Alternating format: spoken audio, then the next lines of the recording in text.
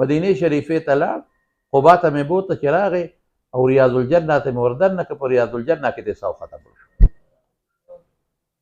ماله به خدای له دې اجر راکړي. نو اب حج ته پاتې کېده او حج به یې کو بیا به راته او په د آخري ځل باندې لاړو په رمضان کې په آخري عشره کې په ریاض الجنه کې په تراوو په منځ کې ته هلته سو ختم. راغلی یو اعتماد ټریول سنټر ته د محترم رور حاجي وادت خان صاحب په دعوت باندې او د دوی سره د ملاقات په غرض باندې مخکې هم راغلی و الحمدلله. او وادت خان حاجي صاحب خو رښتیا خبره نو ډېر ښه کاروبار هم کوي او څنګه چې اعتماد سنټر دی نو دغسې با اعتماد هم دی الحمدلله. ځکه تر ننه پورې چې کوم کسان د لیږلي دي د سټاف لیږلي دي نو هغه باقاعده چې څنګه یې ورسره ویلي دي موږ سره هلته میلاویږي هغسې یې ورسره کړي دي. او بنیادي خبره هم دغه ده، د تاسو ټولو سټاف ته هم دا خبره کوم چې تاسو چې څومره تاسو له کسان راځي نو په ښو اخلاقو ورسره پیش راځئ. بهترین خوی په کاروبار کې ښه اخلاق بهترین څیز اسیم ښه اخلاق د رسول الله صلی الله علیه وسلم د راتلو مقصد دی. حدیث شریف کې راځي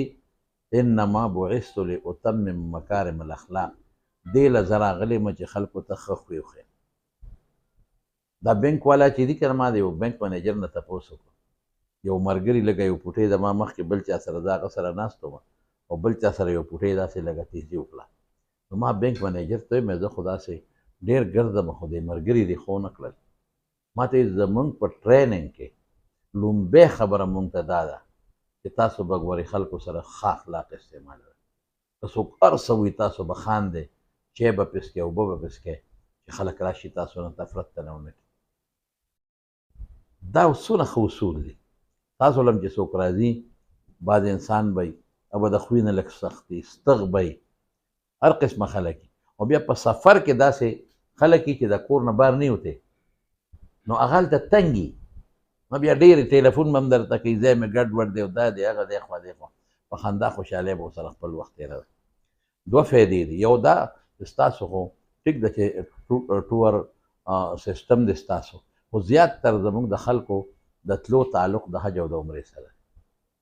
نو چې یو سړی د حج او د عمرې په سفر دی نو دی خو د الله او د الله د رسول میلمه دی، دی خو ښه ځای له ځي نو پکار دی چې هغه سره ښه سلوک وشي، په ښه طریقه د هغه کار وشي، په نرمۍ د هغه کار وشي او په محبت کار وشي. او څنګه چې د وادت خان صاحب اخلاق دی د خو ورته معلوم دی نو دقسې چې تاسو بهترین اخلاق استعمال کړئ. که څوک داسې راته راغی ځای نه ټلیفون وکړي چې یاره زما خو ځای داسې دی یا داسې دی یا سیاسه په نرمۍ جواب ورکول، په نرمۍ باندې پویول چې هلته خیر هم درته ونه کړي هزار هم ونه کړي. او بل دا دی چې ما ته خو ستاسو ریټونه هم معلوم دي نو کم نه کم چې څومره درنه کېدی شي خصوصا بعضې ډېر خلک داسې وي چې د عمرو له ځي مال یو سړی یو ځل راغی نو پیسې یې راوړې بلا شی راته راوغورځولې وایي ما عمرې له ولېږه. نو ما ورته خندل مې زه خو باباجي دغه نه یم وایي نه ته خلک پېژنې. نو ما ته هغه څه وې ما ته وی ما پردی غوا او ګړې چیلی سره ولیدې او ما د چرګ واګې خرڅې کړې او دا پیسې مې را جمع کړې. نو ما هغه هلکانو ته مې لکه دا وشمېره چینج کړو نو څه 12-12.5 روپۍ وې. مې باباجي هغه وخت کې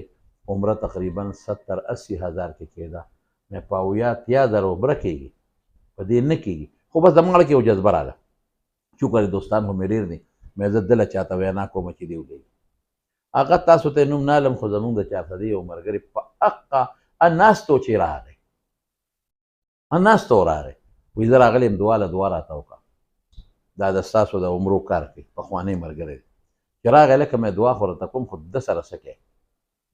چې هغه ورته وکتل وایي دله به زه ټکټ والم خو د بوتلو ذمه داري زما نشته دا به ګرځئ څوک هلک یو بوټی تیز هم دی د خولې نه تاسو یې پېژنئ نو دې به ګرځئ څوک مې دله به خدای انتظام وکړي. هغه مې هغه ته ورپشا کړه هغه ولا ټکټ هم وکړه او ویزه هم وله وکړه لا مړه او د خدای شان ته وګوره هغه باباجي عمره وکړله ښه مزېداره چې کوم ملګری ورسره و سامان یې ترې راوړه هغه راته وي یو عمر مې پې وکړه ومې ګرده او جړل بیا ډېر زیاته طوافونه مې پې وکړل د خپونه نور خو کمزورې مدینې شریفې ته لاړ قبا ته مې بوته چې راغی او ریاض الجنه ته مې وردننه که په ریاض الجنه کې دې ساو ختم شو ماله به خدای له دې اجر راکړي دغه 12 روپۍ هغې مې وله ریالونه کړل او جیب کې مې وله واچول مې دا یې ریالونه شو باقي ټول قرض له دا سړی بو نو مهرونو دا ثواب دی که نه اجر دی چې چا ولېږه د هغه دپاره مجر شو ما پکې ورسره منډه وواله زه باعث شوم ماله به هم خدای اجر راکړي اجارې بابا او د عمردو خدای پاک دې وبخي د اجارې تاسو به پېژندئ یا نه هغه به هر کال عمرې له خلکو به لېږه هر کال به ته او هغه زمانه کې لږ اسانتیا وه نو ابه حج ته پاتې کېده او حج به یې کو بیا به راته او په د آخري ځل باندې لاړو په رمضان کې په آخري عشره کې په ریاض الجنه کې په تراوو په مانځه کې ته هلته سوخته او وفات شو هلته دفن شو او چې چا دې لېږلی دی څومره اجر او ثواب یا دا دی چې هلته وفات نه شي ورام شي نو لویه خبره نو زما وروڼو زما د خبرې مقصد دا دی چې بعضې به داسې غریب هم پکې راشي عجز به هم راشي زکات په مد کې هم تاسو هغه سره تعاون کولی شي او بعضې به داسې چې هغه هم د خپله خو کوشش کوئ چې دا یو تجارت هم دی پښتانه وي هم هما هم خورما دا یو تجارت دی اصل تجارت الله سره دی هغه بیا د دنیا مې او هغه د آخرت مې نو کوشش کوئ چې زه ښه طریقه ثواب هم وګټم اجر هم وګټم او دا رزق د خدای په لاس کې الله به رزق هم درکړي بل دا دی چې د مانځه متعلق به راته څه ده ووایم چې مونځ ټول کوئ دلته هم کوئ په کور کې مونځ مه پاتې کوئ د جمعې مه دا چې پاتې شي بیا به ګورئ افسوس یې بیا سړی نه شي راګرځولی